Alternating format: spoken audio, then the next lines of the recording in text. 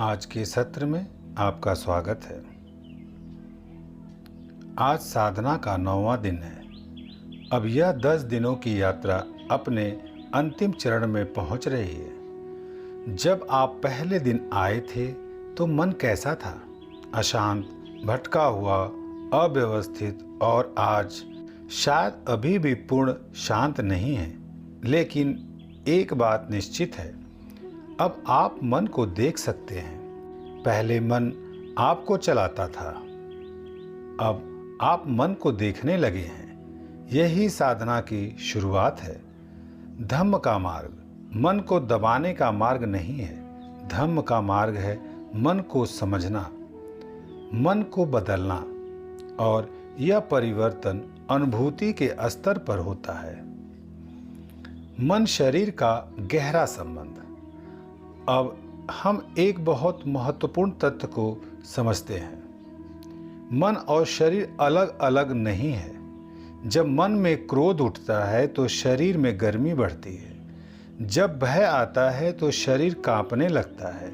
जब लोभ आता है तो शरीर में बेचैनी होती है।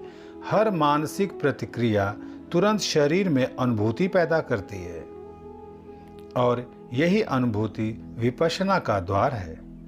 यदि हम इस अनुभूति को समता से देख लें तो मन की प्रतिक्रिया टूट जाती है।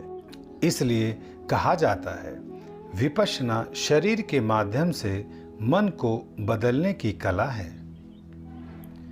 संस्कार कैसे समाप्त होते हैं? जीवन भर हमने अनगिनत संस्कार बनाए हैं। हर बार जब हमने क्रोध किया, लालच किया, भय किया, द्वेष किया, तो मन में एक छाप पड़ गई। ये छापें मन के गहरे स्तर में जमा हो गई। विपश्यना क्या कहती है? जब आप ध्यान में बैठते हैं तो ये संस्कार अनुभूति के रूप में ऊपर आते हैं। यदि आप प्रतिक्रिया नहीं करते तो संस्कार धीरे धीरे समाप्त होने लगते हैं। इसीलिए धम्म कहता है, देखो, समता रखो और संस्कार को मिटने दो। समता की अंतिम परीक्षा क्या होती है? 9वें दिन साधना की सबसे बड़ी परीक्षा होती है, क्योंकि अब मन सूक्ष्म स्तर पर प्रतिक्रिया करना चाहता है। सुखद अनुभूति आए तो मन कहता है, यह अच्छा है, यह बना रहे। दुखद अनुभूति आए तो मन कहता है, यह जल्दी खत्म हो जाए। यही आदत हमें बांधती है। समता का अर्थ है न सुख से चिपकना, न दुख से भागना, बस देखना। धम्म का सच्चा अर्थ। धम्म का अर्थ किसी धर्म या संप्रदाय से नहीं है।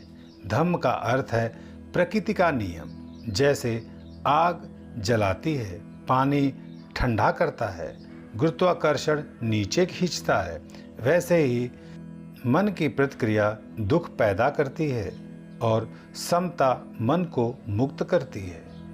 यह नियम सभी के लिए समान है। साधना को जीवन में कैसे ले जाएं? अब यह साधना केवल इन 10 दिनों का सीमित नहीं है। जब आप घर जाएंगे तो जीवन की परिस्थितियां आएंगी। कोई आपकी प्रशंसा करेगा, कोई आलोचना करेगा, कोई आपका सम्मान करेगा, कोई अपमान करेगा। यदि आप तुरंत प्रतिक्रिया करते हैं तो पुरानी आदत लौट आएगी। लेकिन यदि आप पहले शरीर की अनुभूति को देख लेते हैं तो प्रतिक्रिया टूट जाती है। यही विपश्यना का जीवन में प्रयोग है। अंतिम दिन की तैयारी। अब केवल एक दिन शेष है। कल साधना का अंतिम दिन होगा। अब तक आपने मन को देखना सीखा है।